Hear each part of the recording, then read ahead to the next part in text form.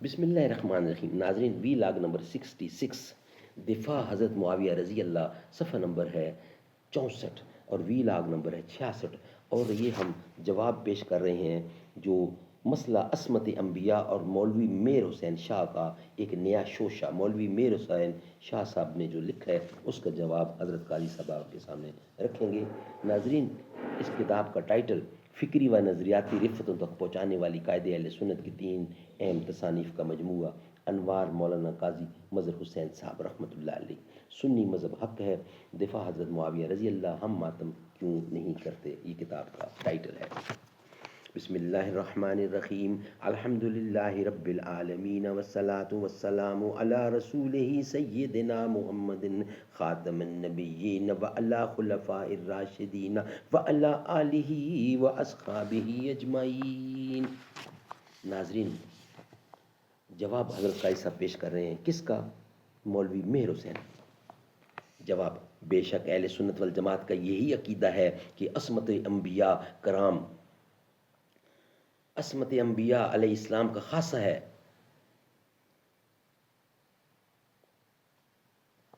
اور غیر نبی کوئی انسان معصوم نہیں.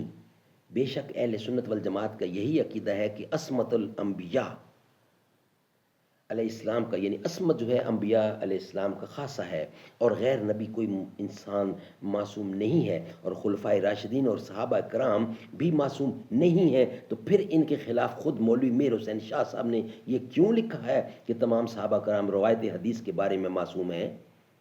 اس وجہ سے تو تمام صحابہ کرام جزوی طور پر انبیاء کرام کی عصمت میں شریک ہو گئے. اینچے بوا عجبی است. نمبر 2 پوائنٹ، میں نے پہلے بھی یہ سوال کیا کہ روایت حدیث میں تمام صحابہ کرام کے معصوم ہونے کی آپ کے پاس قرآن و حدیث کی کیا دلیل ہے؟ جب آپ یہ لکھ رہے ہیں کہ بعض صحابہ نے شراب نوشی، چوری، زنا اور قذف محصنہ کا ارتکاب کیا ہے، تو ان صحابہ کو روایت حدیث کے بارے میں کیوں کر معصوم قرار دیا جا سکتا ہے؟ کیا شراب نوشی اور چوری وغیرہ کبیر گناہوں کے باوجود عصمت برقرار رہ سکتی ہے؟ کوشچن. نمبر 3 پوائنٹ، آپ نے جو یہ لکھا ہے کہ اس لیے ماننا پڑے گا کہ تمام صحابہ عام زندگی میں معصوم نہ تھے، تو فرمائیں کہ اہل سنت والجماعت میں سے کس مستند عالم نے یہ لکھا ہے کہ تمام صحابہ عام زندگی میں معصوم تھے؟ جس کے جواب کی آپ کو ضرورت پیش آئی ہے اور جس کی بنا پر آپ مجھ سے سوال کر رہے ہیں. کیا آپ نے یہ بات ہوش و حواس کے قائم ہونے کی حالت میں لکھی ہے یا کسی مدہوشی کے عالم میں؟ بحث تو الصحابہ کلہم عدول کے تحت ہو رہی ہے، لیکن آپ نے زیر بحث مسئلہ الصحابہ کلہم معصومین کا فرض کر لیا ہے. کیا آپ عادل اور معصوم میں فرق نہیں سمجھتے؟ پوائنٹ نمبر 4، اگر کسی صحابی سے گناہ ہو گیا ہے تو انہوں نے گناہ پر اصرار نہیں کیا ہے اور ان کو اللہ تعالیٰ نے خالص توبہ کی توفیق عطا فرما دی، جیسا کہ حضرت معاذ رضی اللہ کا واقعہ ہے.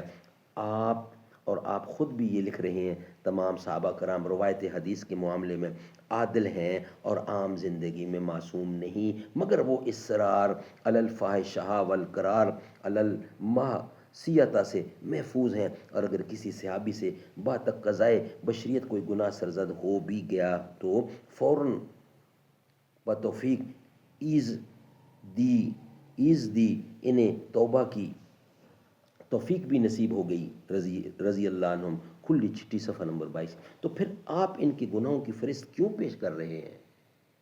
ان کے گناہ معاف ہو چکے ہیں اور ہر صحابی کا خاتمہ کامل ایمان ہونے کی حالت میں ہو چکا، اور رب العالمین نے ان کو رضی اللہ کی قرآنی سند عطا فرما دی ہے. تو پھر اس انداز تحریر کا مبنی کیا ہے؟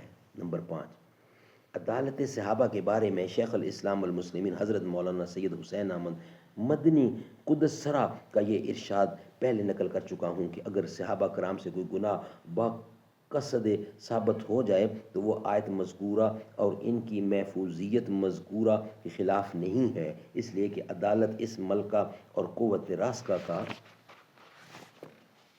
نام ہے جو کہ اجتناب انل کبائر اور عدم اصرار علی الصغائر اور خسیس باتوں کے ترک پر آمادہ کرتی ہے. شاذ و نادر طور پر کسی وقت میں کسی جرم کا سرزد ہو جانا اور پھر نادم ہونا اور رہنا عدالت میں کھنڈت نہیں ڈالتا اور نہ ہی ان کی حفاظت کے منافی ہے۔ الف لام خ، یہ جناب مولانا مودودی دستور العقائد کی حقیقت صفحہ نمبر 75 پہ لکھا ہے۔ غیر نبی کے معصوم نہ ہونے کا یہ مطلب نہیں ہے کہ اس سے ضرور گناہ کا صدور ہوتا ہے، بلکہ معصوم نہ ہونے کا مطلب یہ ہے کہ غیر نبی سے گناہ ہو سکتا ہے، خواہ اس سے ساری عمر کوئی گناہ نہ سرزد ہو، لیکن انبیاء علیہ السلام سے گناہ کا صدور ہو ہی نہیں سکتا، خواہ صغیرہ ہو یا کبیرہ۔ البتہ اللہ تعالیٰ کی رحمت سے غیر نبی معصوم ہو سکتا ہے، لیکن اس سے گناہ کا صدور ممکن تو ہے، خواہ اس کا صدور ہوا نہیں۔ اسلام لانے کے بعد اللہ تعالیٰ نے عموماً صحابہ کرام کو محفوظ رکھا ہے، اور بطور شاذ و نادر کسی سے گناہ کا ارتکاب ہو گیا تو چونکہ انہوں نے اس پر اصرار نہیں کیا اور رحمت خداوندی نے ان کو خالص توبہ کی توفیق عطا فرما دی ہے، اس لیے اب ان کو مطعون نہیں کیا جا سکتا۔ ناظرین، یہ ویلاگ ہمارا کمپلیٹ ہوا۔ انشاءاللہ نیکسٹ ویلاگ میں ہم آپ کے سامنے آئیں گے، جس کا ہیڈنگ ہوگا شیعہ کیا کہتے ہیں۔ یہ ہم نیکسٹ ویلاگ سامنے آپ کے رکھیں گے۔ آج کا ویلاگ نمبر 66 کمپلیٹ ہوا۔ ہر ایک مقام پر، ہر ایک جہاں میں نبی کے جھنڈے گڑے ہوئے ہیں، جو ان کی عظمت کو مانتے ہیں، نبی کے در پہ پڑے ہوئے ہیں۔ نبی کی باتیں، نبی کی باتیں، نبی کی نعتیں میں پڑھ رہا ہوں، میں لکھ رہا ہوں، میں دیکھتا ہوں، اسی کے صدقے گناہ میرے جھڑے ہوئے ہیں۔ نبی کے ساتھی تو ہیں ستارے، چمک رہے ہیں، دھمک رہے ہیں، اے موتیوں کی لڑی صحابہ، یہ کیا نگینے جڑے ہوئے ہیں۔